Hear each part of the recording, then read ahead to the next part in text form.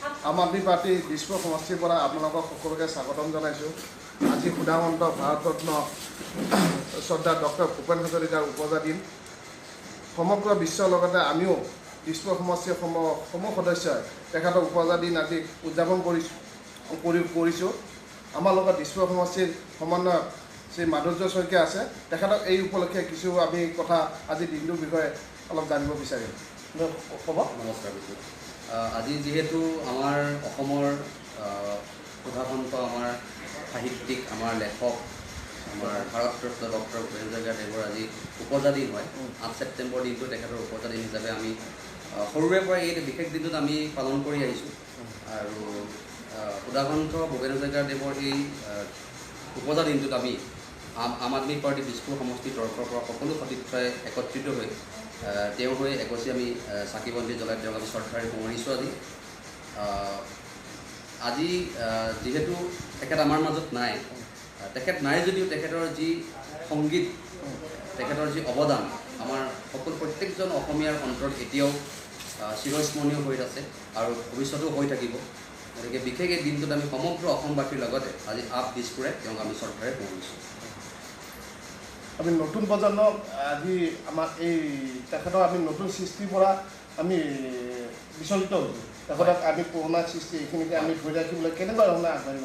হয়, আমি বাল্যকালৰ পৰাই শিশুকালৰ পৰাই আমি ভূপেন হাজৰিকাদেৱৰ আমি সংগীত শুনি আহিছোঁ, আমি গীত শুনি আহিছোঁ, বা বহুত ক্ষেত্ৰত বহুত আমাৰ প্ৰজন্মৰ যিসকল ব্যক্তি বা যিসকল লোক আছে হয়তো ভূপেন হাজৰিকাদেৱৰ সংগীত চৰ্চাও কৰিছে। মই নিজে ব্যক্তিগতভাৱে মই এজন সংগীত চৰ্চা কৰিছিলোঁ। মই নিজেই ক্লাছিকেল বেকগ্ৰাউণ্ডৰ ল'ৰা হয়, মই বেচেলৰ অফ মিউজিক মই কৰা এজন ল'ৰা হয়। গতিকে তেখেতৰ সংগীতৰ পৰাই আমি সংগীতৰ জীৱনৰ পাতনি আমি মেলিছিলোঁ।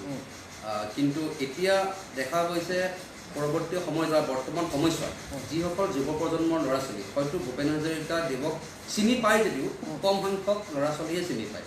কাৰণ প্ৰকৃত যিটো শিল্পীৰ অৰ্থ, সেই আমি শিল্পী বুলি ক'লে ভূপেন হাজৰিকাদেৱক চিনি পাওঁ, আমি জ্যোতিপ্ৰসাদ আগৰৱালাক চিনি পাওঁ, আমি বিষ্ণুৰাভাদেৱক চিনি পাওঁ।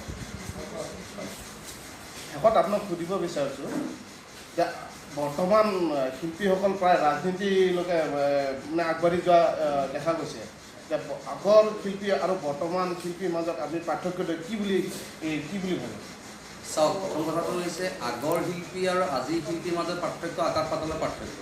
কাৰণ যিসকল আজিকালি গান এটা বনাই দিলেই তেওঁলোকে নিজকে শিল্পী বুলি সমাজত প্ৰতিষ্ঠিত কৰিবলৈ চেষ্টা কৰে, কিন্তু আচল অৰ্থত সেইসকল লোকক শিল্পী বুলি মই ব্যক্তিগত হিচাপে মই নামানো। কাৰণ শিল্পী আৰু গায়ক গায়িকাৰ মাজত পাৰ্থক্য আছে। শিল্পী হৈছে শিল্পী, তেওঁৰ গোটেই শিল্পীৰ লগত গোটেই শিল্পৰ লগত জড়িত, তেওঁ আৰ্টিষ্ট, ঠিক আছে। কিন্তু আজিকালি সমাজত বা নতুন প্ৰজন্মৰ মাজত দেখা হৈছে কোনোবাই যদি এটা গান আজি বনায় বা এটা গান যদি ভিডিঅ' এটা কৰে, সেইজনে নিজকে শিল্পী বুলি তেওঁ মানি লয়। কিন্তু শিল্পীৰ অৰ্থ সেইটো নহয়। আৰু যিটো আপুনি যিহেতু এটা প্ৰশ্ন কৰিছে যে বৰ্তমান যি আমাৰ শিল্পী সমাজ আছে ৰাজনীতিৰ পথাৰলৈ ভাল পাইছে, সেইটো তেওঁলোকৰ ব্যক্তিগত কথা বা ব্যক্তিগত সিদ্ধান্ত হয়। কিন্তু মই মোৰ ফালৰ পৰা ব্যক্তিগত হিচাপে ক'ব শিল্পীয়ে হৈ থকাটো বেছি ভাল হয় সমাজৰ